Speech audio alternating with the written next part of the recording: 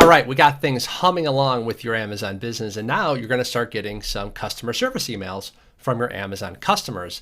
And what you might not realize as a newer seller that Amazon has its own internal messaging system. And so there's a little setup that you're going to need to do if you want a really streamlined to smooth operation.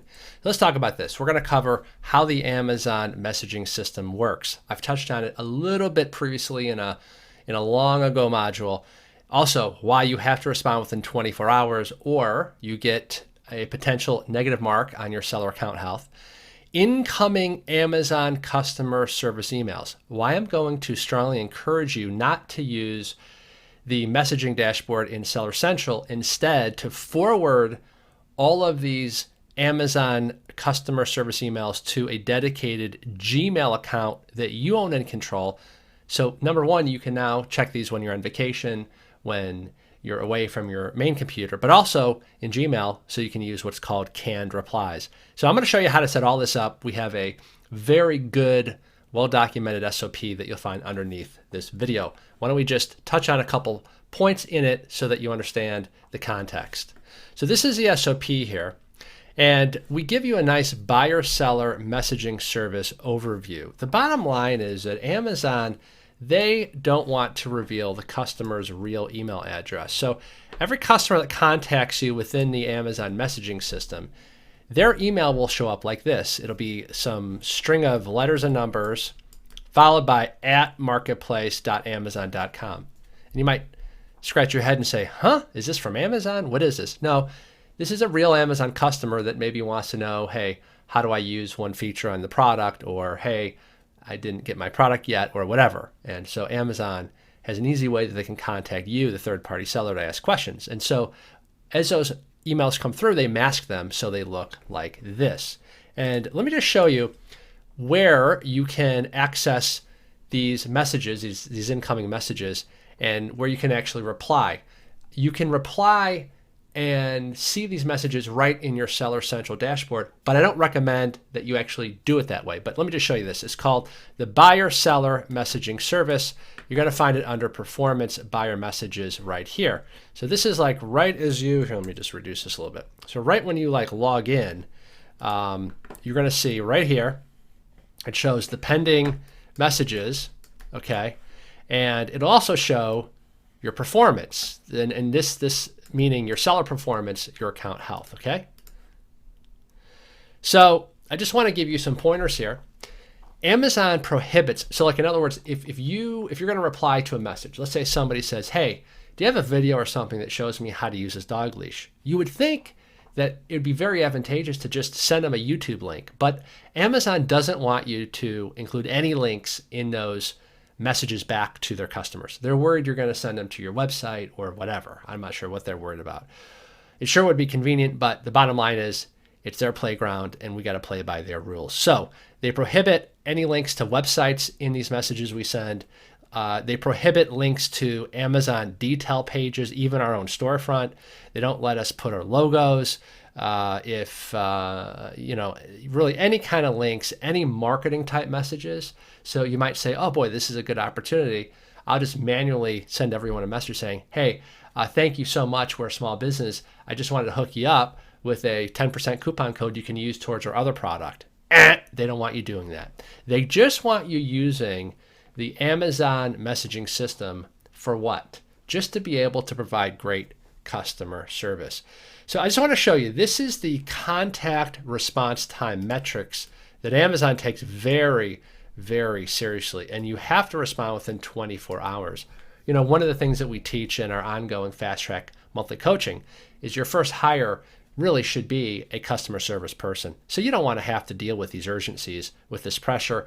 And once you work your customer service yourself for several months, you realize that like 90% of all the incoming inquiries fit into just like 7 or 8 emails. And we call them a canned response. So once you build up these canned responses right in Gmail, it's very easy to hire somebody from the Philippines, somebody you can pay $5 or $6 an hour part-time that can just handle all of these customer service issues for you. And then you just step in for the weird outliers like that, like random email that you don't have a canned reply yet for, okay? So Even, by the way, here's something I want to point out. Amazon even wants you to mark a reply as no response needed. Like, in other words, every single message that comes in, you either have to reply or mark it as no reply needed or no response needed. Otherwise, they'll count it against you, okay? So just bring that to your attention. So here is how to view your contact response time metrics. So you go to Performance Account Health. Okay, see the screenshot right here. You click Performance Metrics. Really, you just have to follow the screenshot in the SOP. I just want to just give you a quick overview of this. And you scroll down to Buyer Seller Contact Metrics. And see, we are doing very, very good. Response time under 24 hours. We are pretty much 100% always, and we always have been. Late responses, 0, 0, 0, 0. But you can see, what does this tell you? Amazon takes this good customer service stuff very, very seriously. It doesn't matter if it's a holiday. It doesn't matter if you're on your honeymoon. They expect these metrics to be adhered to, or you can put your Amazon account health at risk. Pretty interesting, right? How to quickly check if there are buyer messages awaiting your response. So it was blurred out in the very first image in this SOP, but right in your, I guess, home page is the way to put it. When you log into Seller Central, in the left-hand column, just a little bit down the page, you're going to see this section here that says Performance, Buyer Messages, and right here. Okay? Sorry. This is the performance part, but this is actually where if you see one sitting here, it'll say like this, 1, or it'll say like 3. These are 3 emails. It's a blue link. You click on that blue link, it'll take you right into the built-in messaging platform, so you can reply to those messages right in Seller Central. But here's what I want you to do.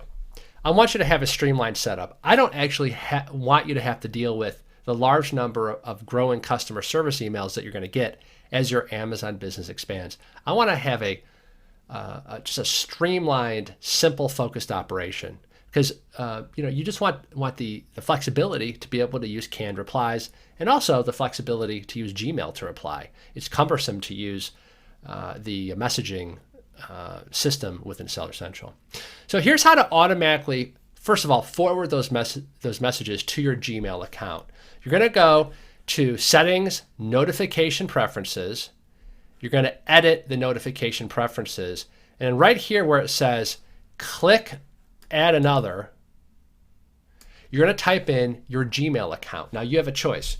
You can use your main personal Gmail account, which I don't recommend, because if you ever hand this off to a VA, then you at that point have to get a new Gmail account that you feel comfortable giving this employee. You'd have to rebuild the canned replies. There'd be no history of your previous replies.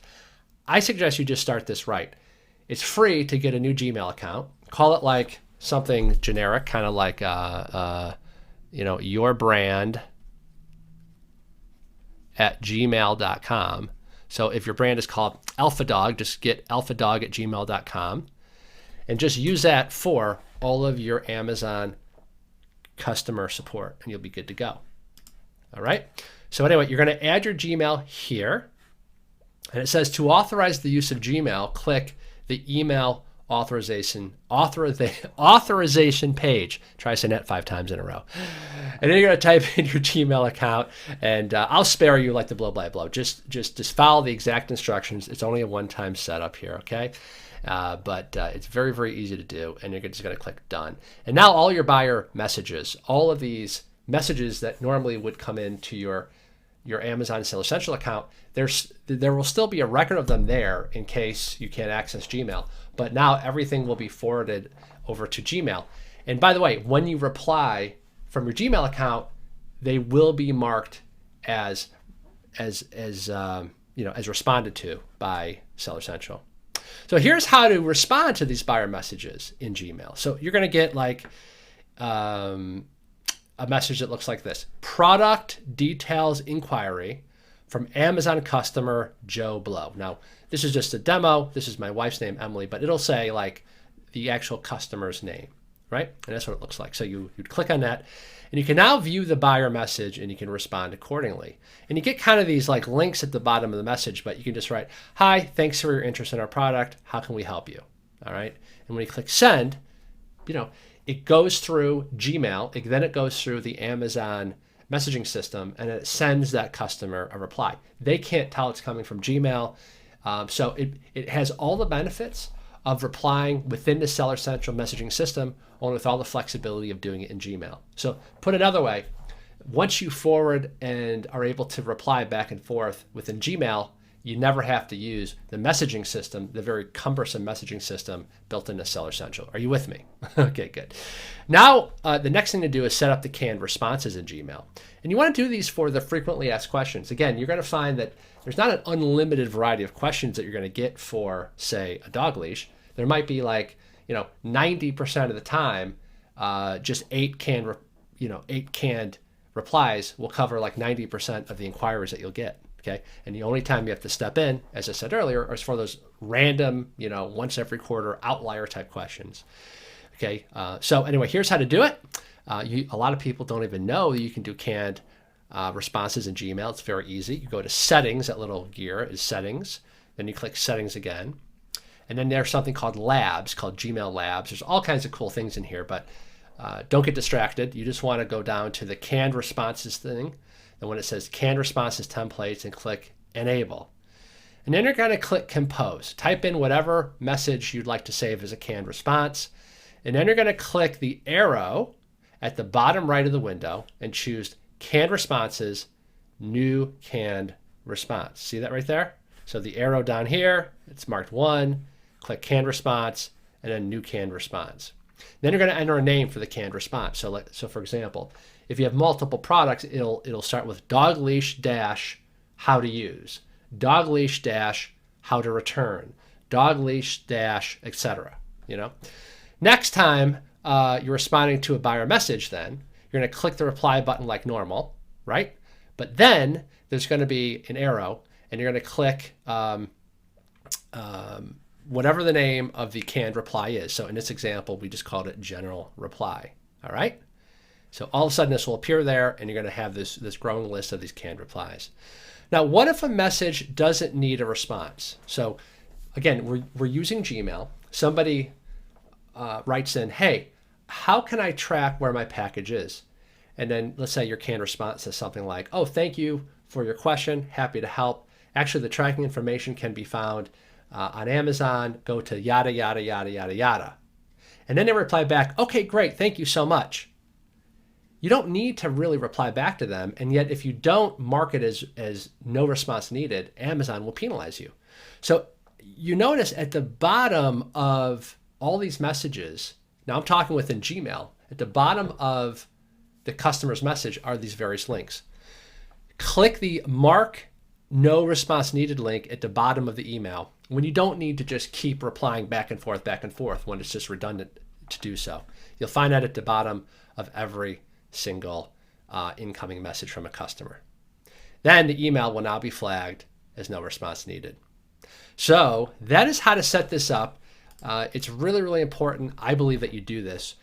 So we just covered how Amazon messaging system works, why you must respond within 24 hours, why you're strongly encouraged to set up a dedicated new Gmail account for your brand so that you can start building up your canned replies that you can eventually turn over to an employee. And then I showed you the SOP, and I gave you a quick walkthrough showing exactly how to set all this up, including setting up your canned replies.